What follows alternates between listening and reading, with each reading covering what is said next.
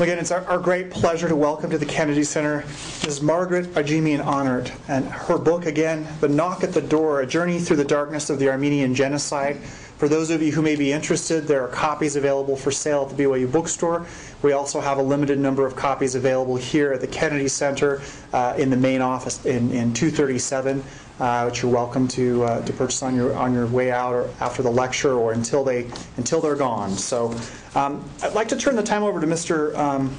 Johnson, who is the host of this visit and a longtime friend of our speaker today, who will introduce Ms. Ahnert and in welcoming her to campus. So, Mr. Glennon Johnson, please.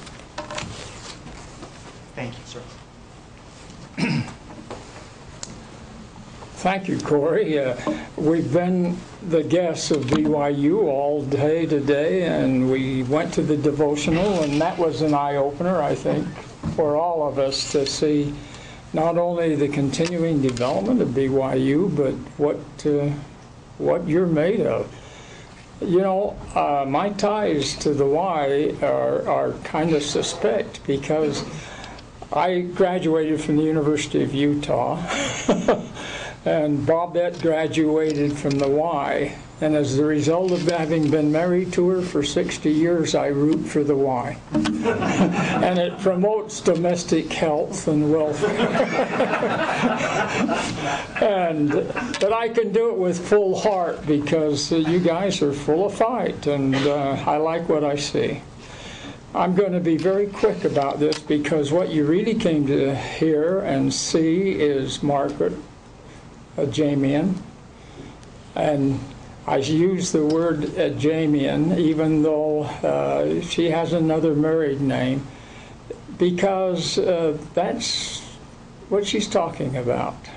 Her mother lived to be 98. She was 15 years of age when the Armenian Genocide took place in 1915. And during that period of time, we came to know Margaret for what she really is, a loving daughter, a great historian, and a great biographer, because early on, she listened to the stories that she had been taught or told by her mother over the many years that they lived together. They're joined at the heart as well as by blood, and it's obvious when you read the book.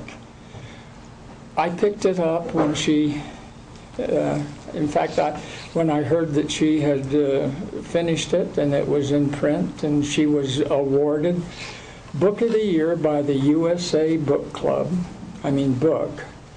And that was in 2007, and in 2008, the New York Book Exposition named it Book of the Year as well, but this time for its biographical content. And she's been honored. She's lectured at Harvard and Yale and Pennsylvania, University of Pennsylvania, and then a multitude of other places. And all welcomed her, not only for the message, but for who she is and what she is. We first became acquainted a little more than 15 years ago when one of my general counsels at an insurance company I was running had her as a neighbor two houses away in Miami, actually just up above Miami. And we met them when they had a meeting at their yacht club.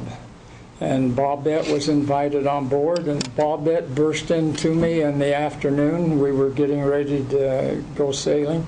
And Bobette says, "I've just met the most interesting woman you can imagine." And we met. We became fast friends. I've known her for 15 years, and Bobette and I love her more now than we ever thought it would be possible. And her mother survived that genocide, and the genocide hasn't really been reported fully, but you'll find the heart-to-heart truth in what Margaret has written. So here's a woman who graduated from Goddard College, got a master's in fine arts from another great college, and she has a master's license to pilot and man and steer 100-ton vessels. Now, 100-ton vessels aren't something you just put a novice on. So she's a boat captain of some size. She has won a prize for the size of the fish she's caught because it challenged her. She said to me one day, I want to learn how to ride a horse because my son-in-law, who has an equestrian center with 40 to 50 of the best Arabians in the world, and he hasn't taught me because he says he's waiting for a tame Arabian. I said, Margaret, come to the ranch and I'll teach you. So she came to the ranch, and my cowboys haven't gotten over it yet because Margaret wanted to do everything. She wanted to. We're an Orvis lodge, hunting lodge, and the rest. We have cows. We've got about 80 head of horses. And we're a working cow ranch, but we also are endorsed by Orvis to teach people how to shoot, take them hunting, take them four-wheeling, take them fishing, and teach them. So Margaret came down and she wanted to learn how to ride a horse. And in half an hour, she was spinning my wife's little black mare, who is the Intermountain reining champion. She was spinning it in circles with her fingers knotted between the two reins, neck reining that horse, and spinning it, and after 3 revolutions, having it reverse. And she was stopping it where they just bury their tail in the ground and slide. She was so excited by her feat that she said, "You got to talk to my son-in-law. He won't believe it." She was right, he didn't believe it. So I got on and I told that's Margaret. And I told him what she could do with the horse, and he says, "My goodness." And over a period of 30 years, he hadn't even tried. Anyway, she did that. She can fly fish. I've done that with her, and I've eaten the fish that she caught. She's good. She's fearless. And she has to be the daughter of Esther Ajemian. And that's what it's all about. I'm not going to tell you what it's about. I'm going to let you find out from Margaret's lips. But in the process, you'll find something that I wasn't fully aware of, and now is part of my consciousness. I want to say that I'm pleased to be here with Pete and with Ron and with you, Corey. Can I first name? Please. I've served on 2 of your committees. Dallin Oaks and I were going to practice law together at one time, and we got diverted in what we were going to do, but never lost our love for each other. And so when your first law school class got into being, I was named to the Board of Visitors, and so I've been a part of you. I was named to your advisory council for your business, and your business school is world class. I've been proud of that. I'm proud of you. I have a niece who is going to school with you now. I am just flat proud of what I find here. I'm humbled also by the quality that I see. And I wish you well, We love you, those of us who even went to the U. And I'm going to turn it over and have you welcome Margaret Jameon.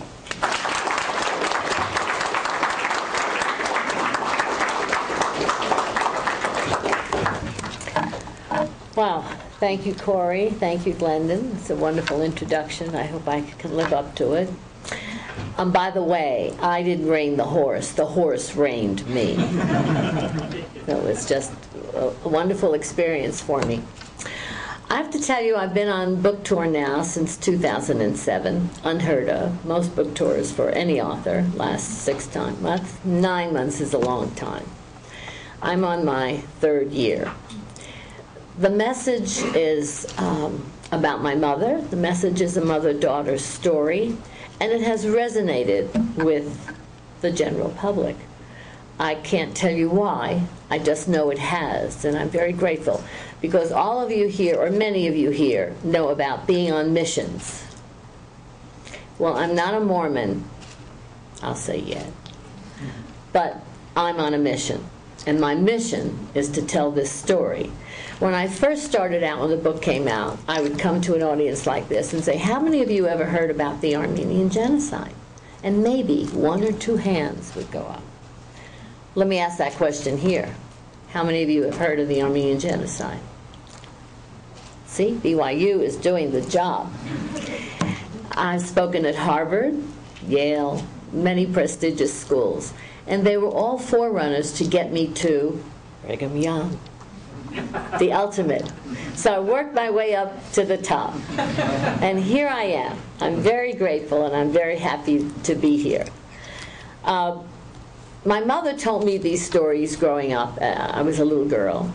And they were just stories, and I didn't want to hear them. After she would say them again and again, I thought, well, I should know more about this. So I read the book, The 40 Days of Musa Dagh.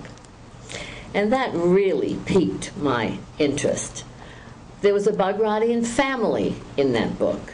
My mother talked about a neighbor, family that took her from Sivas back to Amasya. I thought, could they be related? So I researched, and I read, and I interviewed my mother. And then I was taking notes, prolific notes, and I recorded her. And when I worked on my master's thesis, it was this book. And all of the conversations that I had with her the last year of her life in the Armenian home where she lived, I journaled. So they came right out of my journal into my book. So any of you want to write a book, journal a lot. Then go back to your book. Well, I'll tell you, well,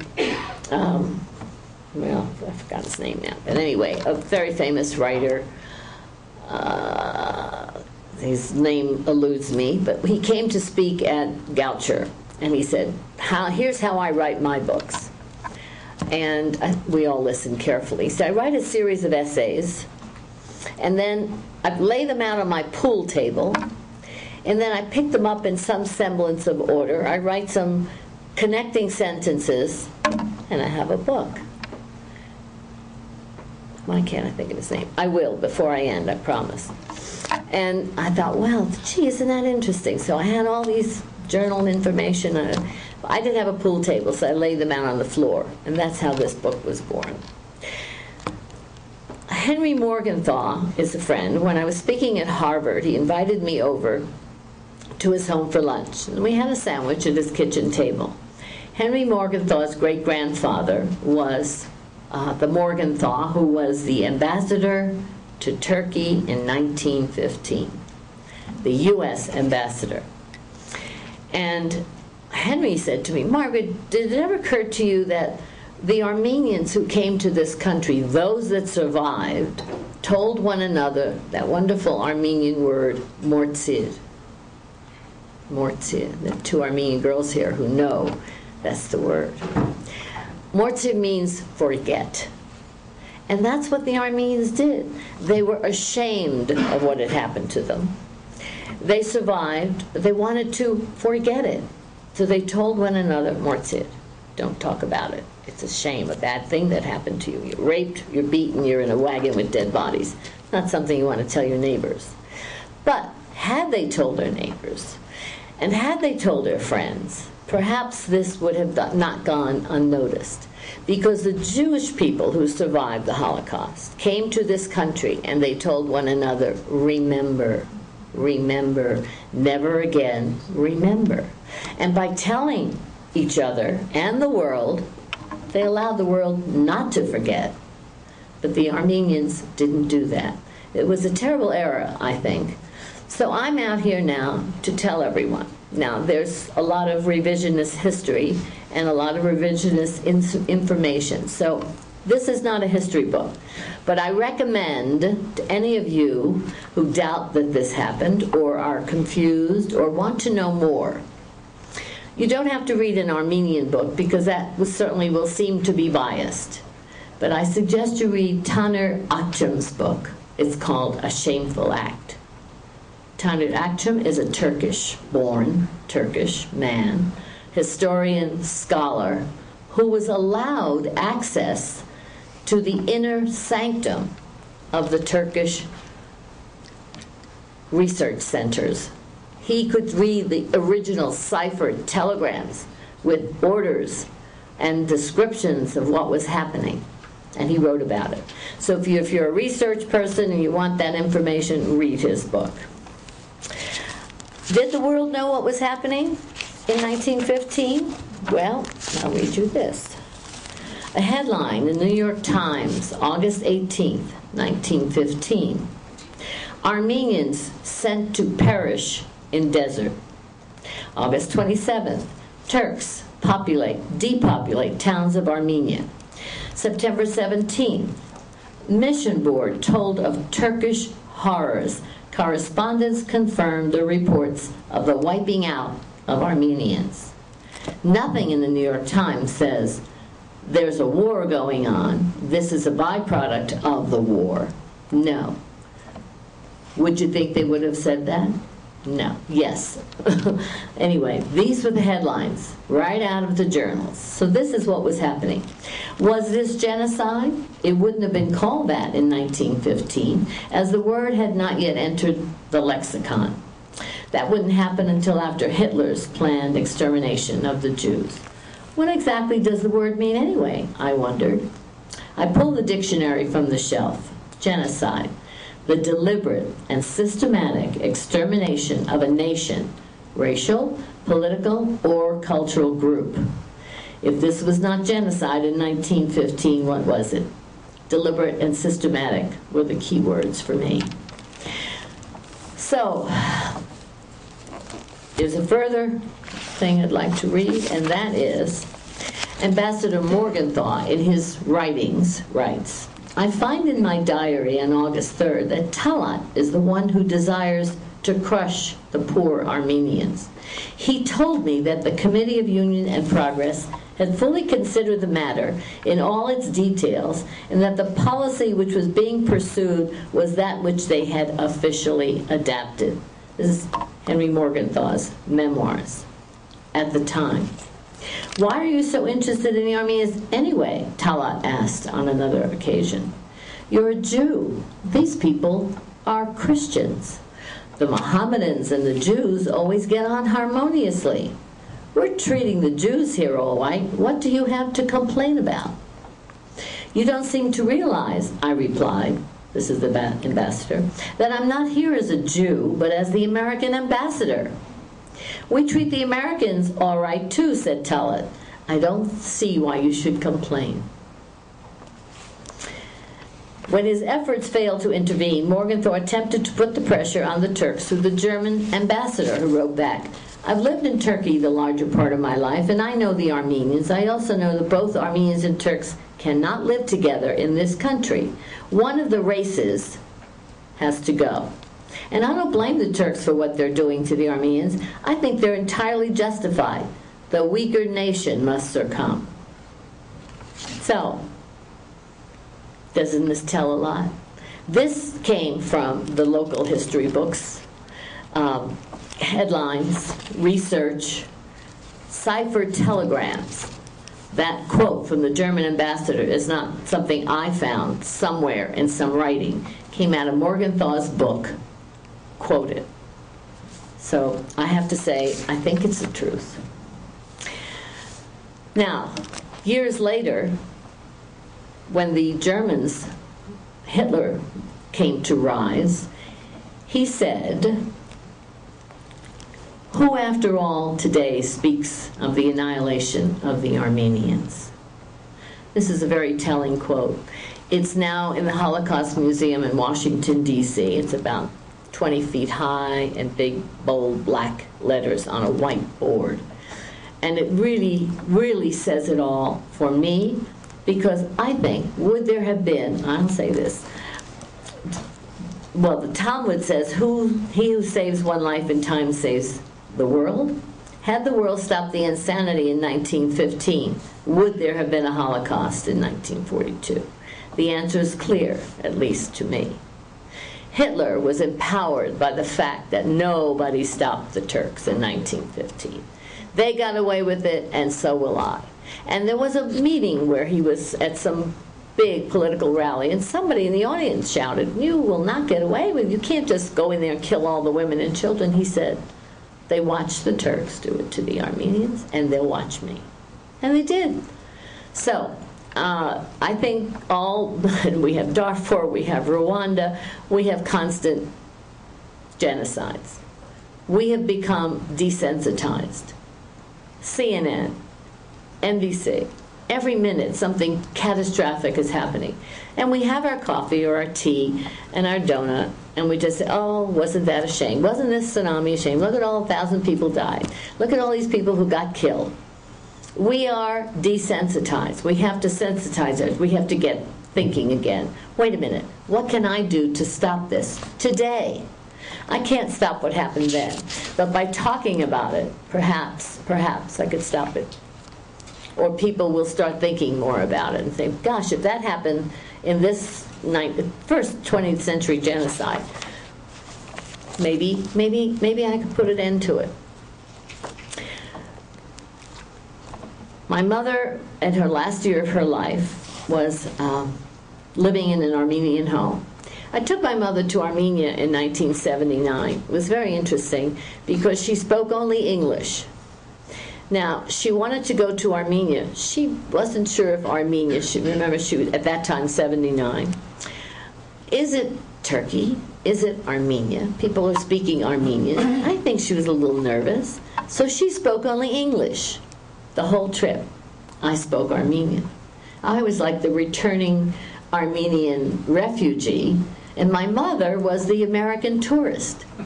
It was really amazing, really amazing. So we visited, and I visited her. I'd like to read this to you. When I visited my mother, each time, we were talking this afternoon about how someone visits their parents each time and they think it's the last time they're going to see them alive. Each visit, it's the last time I'm going to see them alive. Well, every time I visited my mother, I thought, this is the last time I'm going to see her alive. So I visited her. I had my grandchildren with me. And we got out to the car. I turned my face toward the window. I didn't want the children to see me crying. A little hand crept over mine. I turned my head. Sarah, just 6 years old, was cradling my hand in hers.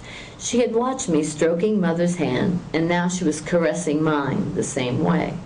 Slowly, gingerly, she fondled my palm. Neither of us spoke. Overhead, I heard the sound of a crow cawing and the roar of an airplane landing at nearby LaGuardia Airport. And then it was quiet. I listened into the silence. I imagined my mother lying nearly dead, begging for death by the side of that river. Sometimes I feel terror so acute, so delineated, the world closes in. Terror, like genes, gets passed down from him to her, from you to me. I looked at Sarah. What would she inherit? She was still holding my hand. I pulled away. I didn't understand. I did it out of love. I did it to keep her safe. These stories have affected my life. I'm afraid of a Turkish cab driver. I was in a cab last winter in November, and I'm coming from a party dressed, and I knew the name was Turkish, so I said nothing. And I got to my destination where I had my hand on the door, and the doorman's holding the other side. And I quickly said, I'm Armenian. And he turned around and shouted, it's a lie. It never happened. There never was a genocide. And I said, yes, it did. Yes, it did. It happened to my mother. Like a child. I ran into the lobby and I said, what is the matter with you? You acted like a 5-year-old. Really, like, no, yes, it did. He's denying it, and I'm upset about it. I thought, this is crazy. This is crazy. But this is what it is. This is what it is. So, you know, if we need to recognize our own past. What we did to the American Indians was not a good thing. Are we acknowledging it? No. And I'll read a piece by Elizabeth Colbert in the New Yorker. But I want to tell you about my book tour because that is an interesting part of my life. The early book tour started in April of '07. And as I marched myself to New York for my big debut at Barnes & Noble on 86th Street, it's a very prestigious store because from there you go to Elaine's where all the good authors go, and there's all the publishers are there and the publicists are there, and it's a big deal. So I had been speaking at several colleges in Pennsylvania, New Jersey, and Washington, but nothing major. So I had a wonderful response. Everyone just loved Margaret and her mother. So like Mary Poppins, I walked up to New York and found a different reception. In the lobby, or in the first room where I was speaking, in the first row right where you are and where you are, was the former governor of New York, Hugh Carey. Next to him was Robert Morgenthau, the grandson of the ambassador to Armenia, who gave me a blurb, incidentally. I sent him the book and he said, Margaret, I don't give blurbs. Every Armenian that has ever written a book wants a Morgenthau blurb. But he gave me a blurb. And he was sitting there in the audience. He said, this is the finest rendition of all of these stories that have been sent to me to give a blurb to. I want my name on this book. So he put his name on here. I was very proud of that. And there he sat, and there he sat, and next thing you know, I start talking like this, and 5 Turkish men in the audience jump up, shouting, screaming, you're a liar. Margaret Ahnert is a liar. And then passing out pamphlets. And they gave me one. There's my name in big black bold letters. You are a liar. Margaret Jameon Ahnert is a liar. So I threw that away. I didn't want to hold on to it. And I froze. I stood here. I didn't know what to do. So I looked around and I thought, well, I could cry. I could sit down. Instead, I saw an Armenian over here in a corner, and I looked at him and I said, dial 911, please. Smiling, trying to look okay. Well, when they found out, the district attorney and the governor in the audience, it wasn't 2 minutes before the place was flooded with New York City policemen. And they arrest these guys. And they were fighting with the police. One of them was in jail for 9 months because you don't hit a New York City policeman. And they're handcuffed and they're dragging him. And as this is going on, out of the corner of my eye, I see it. Fighting, fist fights, down on the floor, handcuffs. The governor turned to me and said, now, Margaret, tell me about Esther. Tell you about Esther with all this insanity going on. But he was very smart.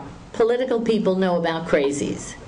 And they know how to handle and avoid crazies. And they know that if you ignore... Anyway, what he did was the right thing. He focused me, and I'm talking to him about Esther as though none of this is going on. It was really an amazing moment. Sat down, finished the talk, and all kinds of people and photographs and nonsense. I'm signing books. And this man, well-dressed, came up to me and he said, I'm Turkish. Will you sign my book? I wanted to ask him if he paid for it, but I didn't. I said, of course I will. And I signed it. But I didn't write best wishes. I signed it, and we left there and went to Elaine's. And I really was very, very distraught. So we walked into Elaine's, and Elaine knows me. We sit in the same Yankee box, and she said, Margaret, I heard what happened. What happened? I said, what can I do for you? Well, I said, I need a big, fat, bloody steak. I had just come from battle. I felt like a warrior. And what did warriors do? They eat red meat. So I sat there cutting this steak and feeling sorry for myself.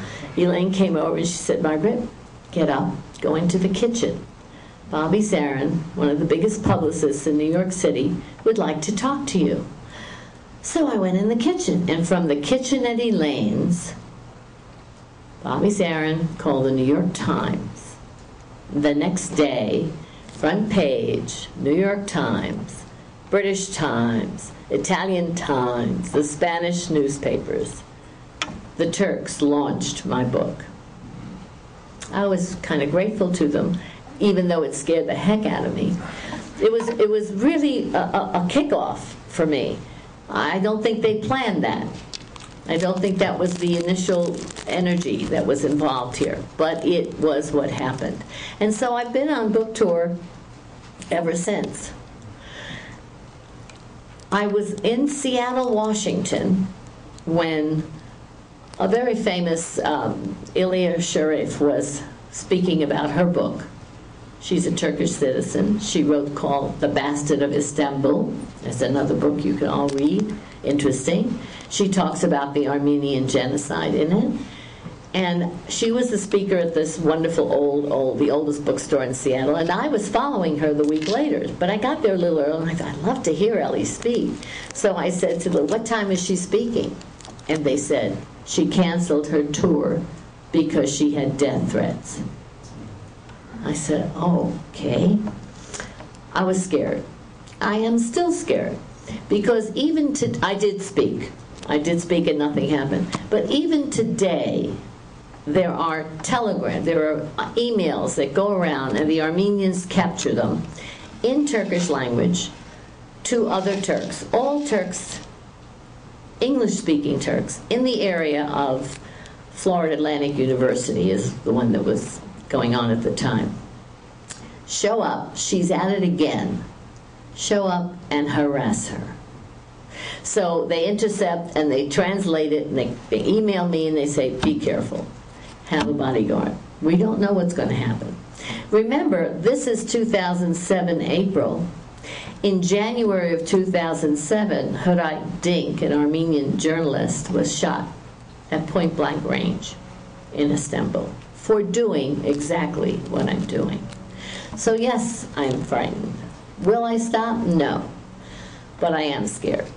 And I'm not scared here. I don't have a bodyguard here, although Corey's carrying a gun if anyone's... I'm not. He's not.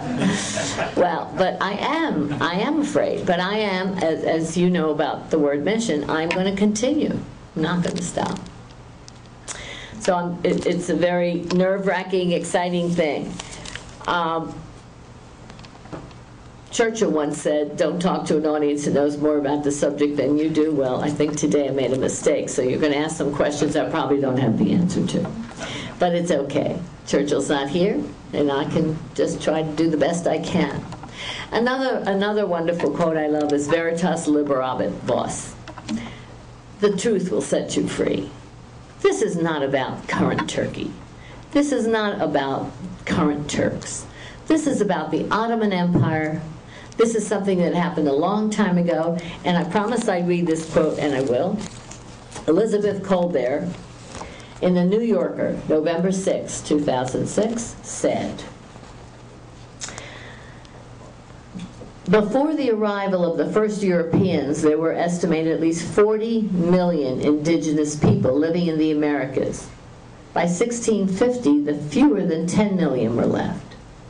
30 million people. 30 million people. I mean, there's only 1.5 million Armenians. There's only 6 billion Jews. I say that in tongue-in-cheek. That's crazy. There should be no million people. But 30 million people disappeared.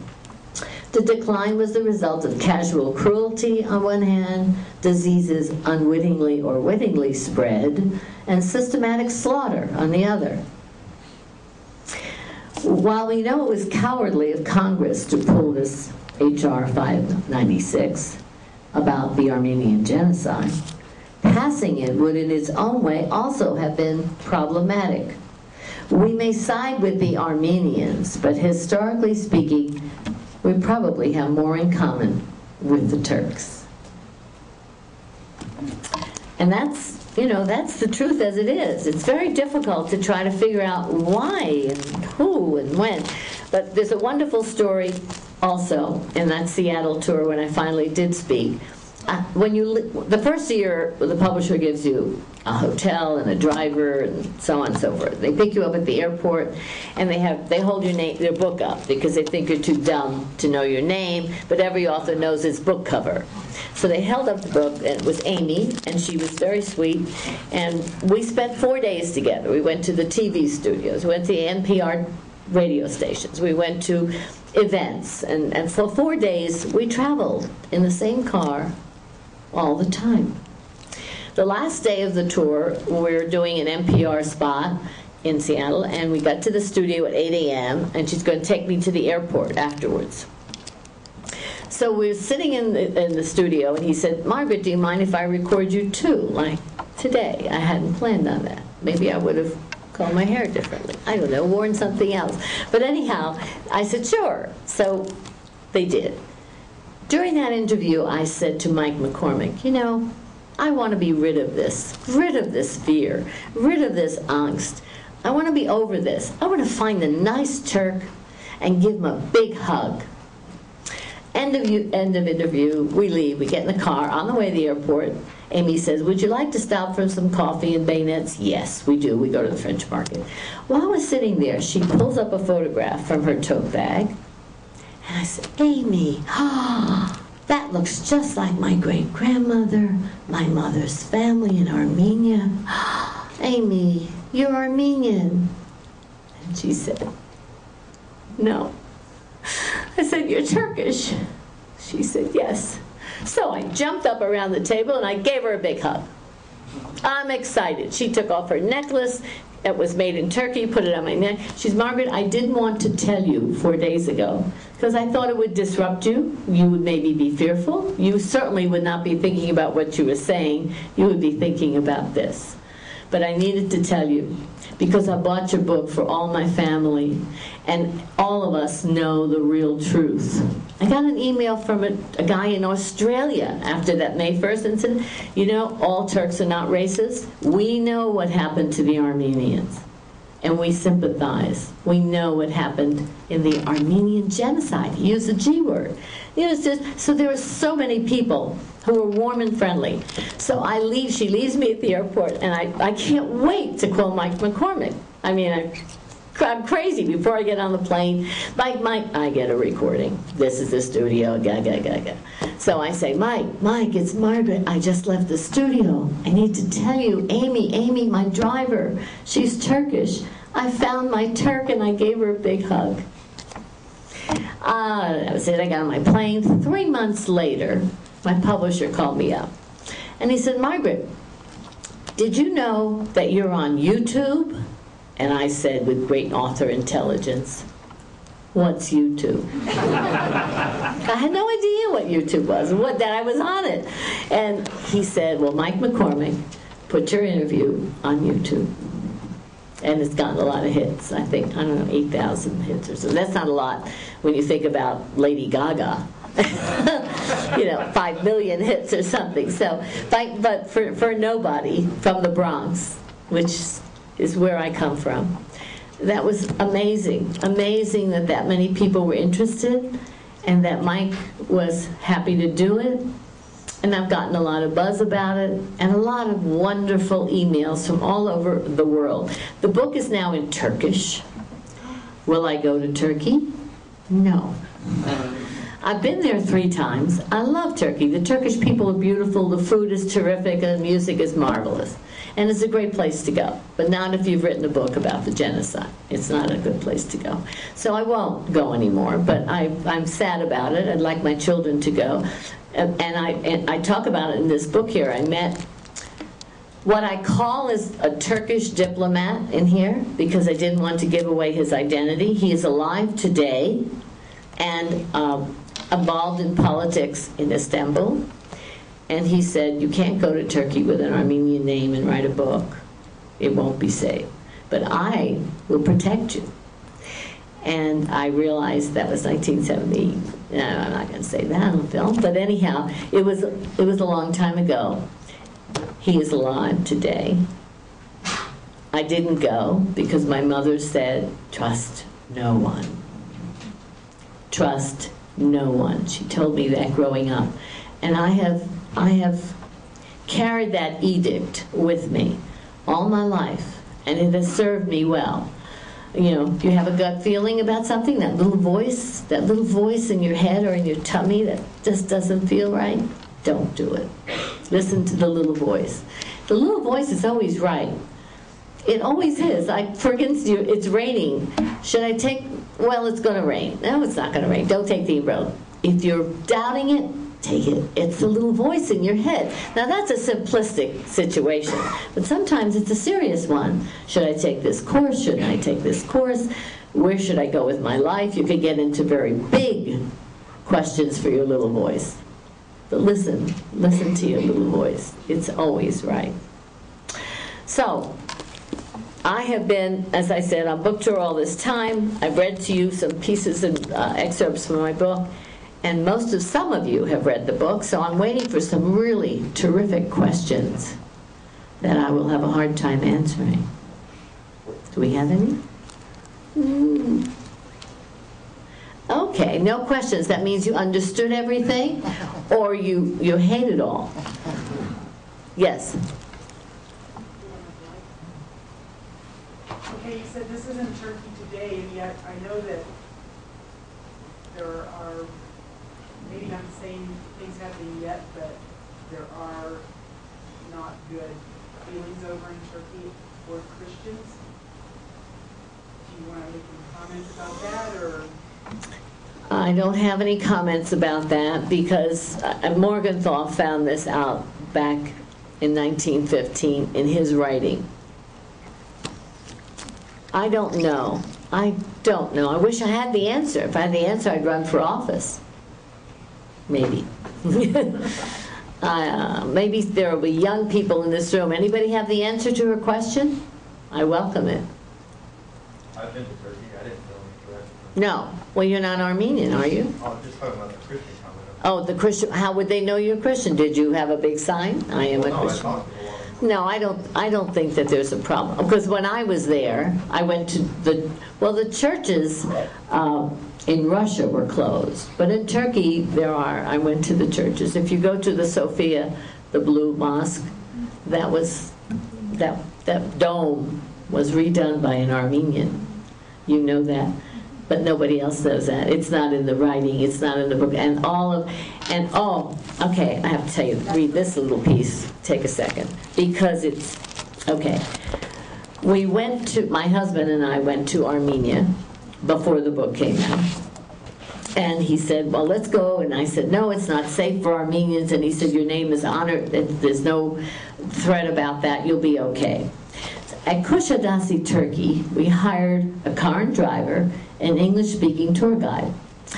She was young and beautiful and spoke her memorized text fluidly.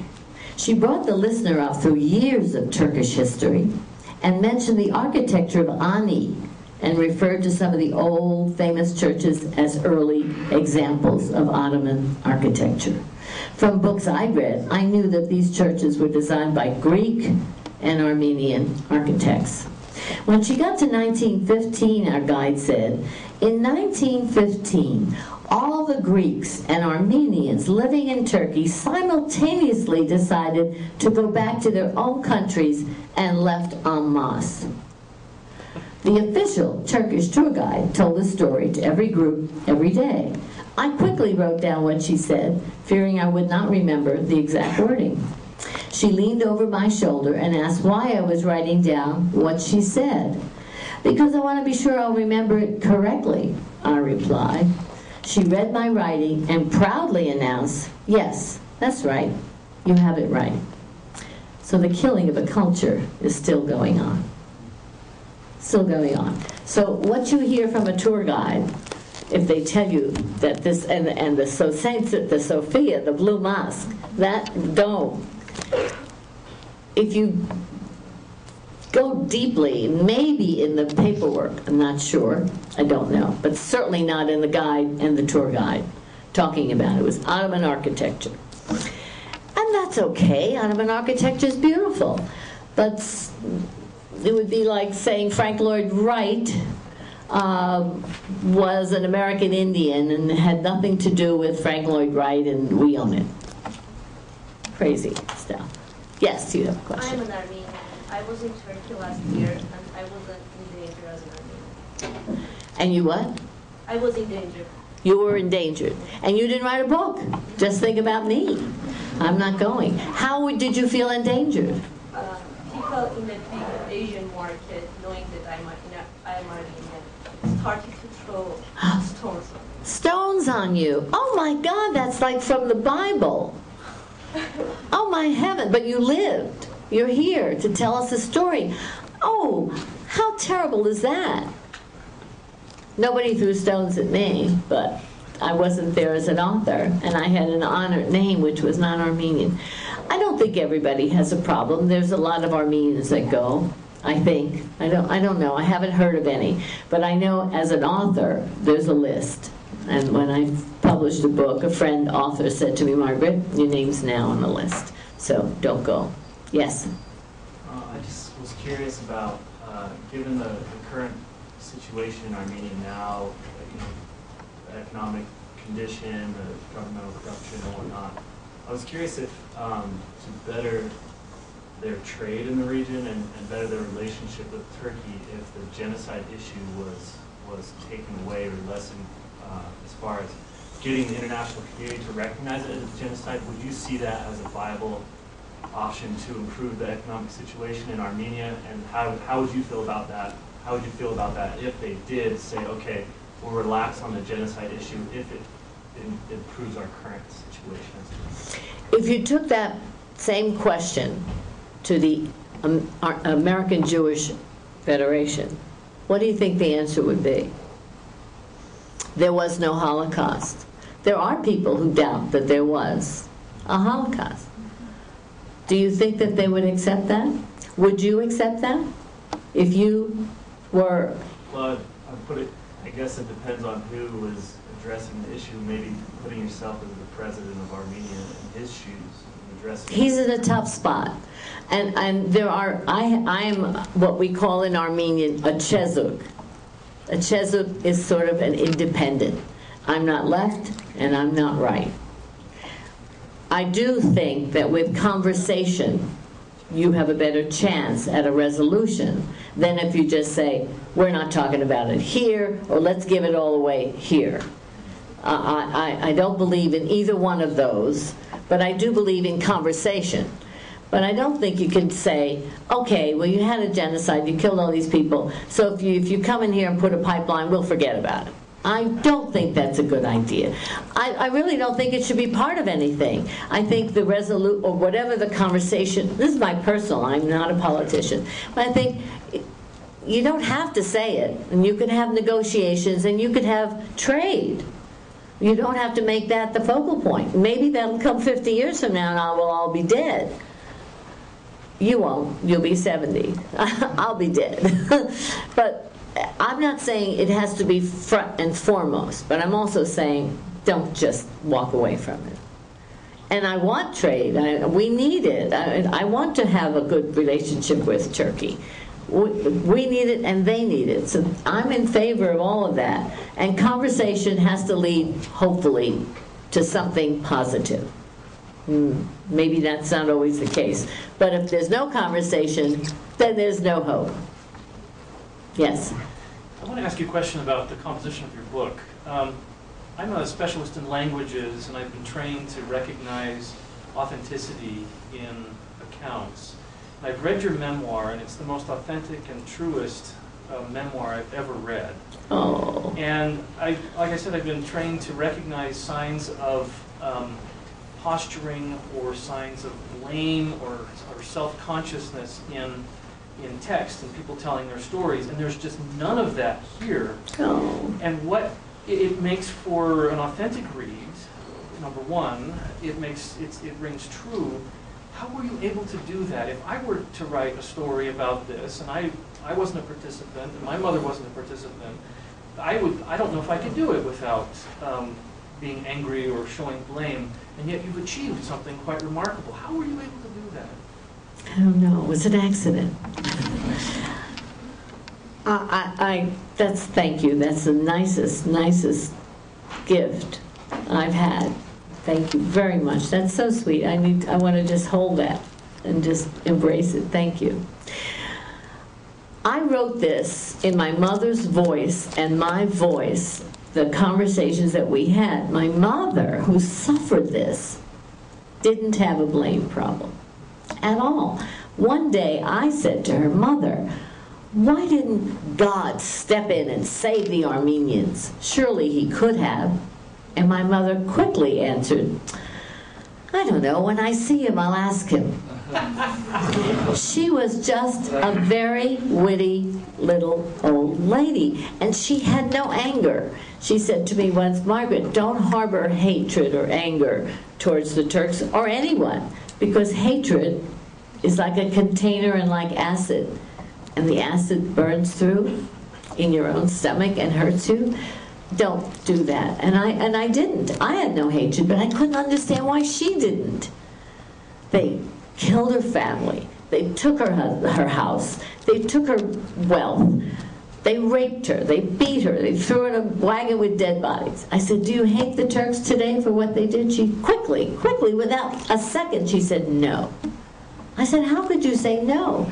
And she said, "Margaret, God will judge the Turks, not me. I'm happy I'm here. Don't be judgmental and don't hate." My mother, I would have been really mad.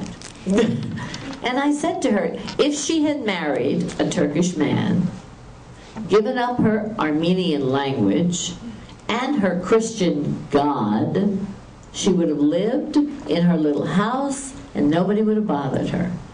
It was only those who were Christians, Armenians, they were marched out. If you converted. And today, there's a wonderful new book out. Here's another one for you readers. I can't think of her first name, but it's Cetyin. New York Times did a review on her book only 2 weeks ago. Cetyin, Turkish author. If you Google it, her name will come up. She was a Turkish journalist, television, I think, person, very bright researcher. And she wrote all kinds of things. And her grandmother, on her deathbed, said to her, "I have something to tell you. You're Armenian." The girl could not believe it. So she's written a book about it. She's 60, I think. And her grandmother recently died. But throughout her years, she was a journalist, a radical, or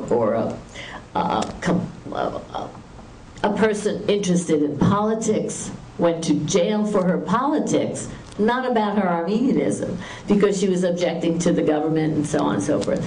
So she was a very bright woman, journalist, TV person, and to find out at the age of 60, you were one of the orphans that were picked up by the Turkish people. And there were so many wonderful families who picked up these orphans, where the parents were killed right next to them, so there's these babies crying, so they pick them up and take them off to somebody who'll house them. That was good. They didn't kill them, not all of them. Anyway, so that was a good thing, and I'm grateful for that. But they never knew. So there are thousands of Armenian people in Istanbul who are Armenian, and they don't know it. They don't know it. They never spoke the language. They never prayed in the Christian church. They were brought up as Muslims and spoke Turkish. So will they try to find their roots? I don't know. It's amazing. And that only was 2 weeks ago. I haven't read her book yet, but I'm going to get a copy of it. Cetyin, Cetyin, or something like that. Just Google that name, Turkish author, New York Times. It'll come right up. I love Google. It could find anything. It could find a pea under your bed, and the princess wouldn't have that much problem. Well, thank you all. I guess we're out of questions, and I'm very happy to have been here. Very happy to have been here at BYU, because there's a feeling of warmth and empathy and understanding here. And I felt it. I'm embraced by it, and I'm grateful. Thank you. Thank you. It was just so super. And the fact that I woke up this morning, did I tell you that story? I woke up this morning about, this is great. I woke up this morning, turned on the TV, and there was Reverend Samuelson speaking about the Bible. And I thought, well, I'll listen for a little bit. And then next thing you know, he talked about, ye of little faith. And I thought, I've been using that phrase all my life. Someone said to me, you can't run that 90-foot boat. And I said, ye of little faith. Someone said, you can't catch a big fish or hit a 1,000-pound elk, which I shot on Jensen's farm. And I said, ye of little faith. I never knew where that came from. This morning, he's talking about ye of little faith. And I listened. And now I know it was Jesus and the Galilee and the rough water and Joseph walking and then going in, and he said, ye of little faith. It was an aha moment for me. Aha! That's where that came from. I've been using it all my life. I didn't know where it came from. So you see how look at what's happened to me coming here. Amazing, isn't it? Just crazy. Anyway, I'm off on my next book tour. It's the never-ending book tour. I'll be on a Spanish book tour. The book is in Spanish and Italian. You have one more minute? This is amazing. My master's book was Flowers for Esther, because I took her flowers every time I went. I'll make it very quick. Flowers for Esther. And when the book was ready to be published, my publisher called me up and he said, Barnes & Noble is going to buy 20,000 books up front if you change the title. What do they want to change it to? The Knock at the Door. They think it sounds more ominous, it'll sell better. I don't want to change it. It'll sell more, and they're going to buy at least. Okay. So they did. They changed the title. In 2009, last September, my agent gets a call from the Italians, Rizzoli Books of Italy. And they said, we'd like to buy the rights to this book. Okay, great. In euros. Yay! Big fat euros. Bigger yay. And I'm ready to sign the contract. And they said, oh, there's only one caveat, Margaret. They want to change the title. I said, what do they want to call it? The Roses for Esther. Now, they had no idea about that first title. All I could think is the Italians got it. The Americans didn't. It was about the flowers. I sat down and I cried. I said, thank you, God. It came full circle back to the Roses for Esther. It's selling on the bestseller tables in Italy. I'm thrilled. Can you imagine this? And they didn't know. But God knew. So I'm going to fix this. He did. Thank you. Thank you.